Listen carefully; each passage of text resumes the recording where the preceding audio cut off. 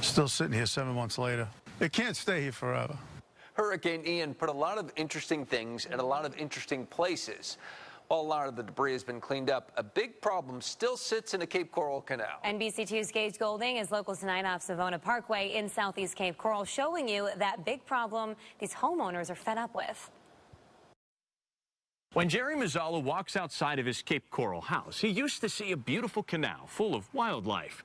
Now, all he sees is another house, one that used to float, but now sits just off his dock. I got a little gift from God, I guess. A gift from God. Well, I guess you could look at it that way. But no matter how you look at it, it's here, it's ugly, and it isn't moving anytime soon. It can't stay here forever. Jerry Mazzella and his landlord, John Oliveri, have been pleading with local and state leaders to help them haul away this houseboat. They looked at it and they said they would take it out of there if it had a motor on it. That's what the Florida Fish and Wildlife Commission said. They're pointing the finger at the Florida Division of Emergency Management, who's responsible for waterway debris from Hurricane Ian. Hoping that the tide would just take it. The tide isn't taking this old marine trading post anywhere. According to Mazzella, the houseboat used to be a business boat. It used to be the old bait shop and sandwich shop outside of Tarpon Point. He says it's been docked for the past couple years at a house down the canal. I called the number on the side of the boat, but nobody answered. I tracked down the owner, and he don't want to have anything to do with it, so it's still there. The problem is I want to sell the house, and I can't sell it with that boat in the backyard. Now he's fronting the bill to get this houseboat out of here. One company failed after he gave him 10 grand, and another is lined up for the price of $22,000. What do I do at this point? I have to get rid of it. That could happen as soon as next week. Meanwhile, I asked the state's emergency management team what's taking so long on their end. They haven't gotten back to me yet. When it happens, it happens.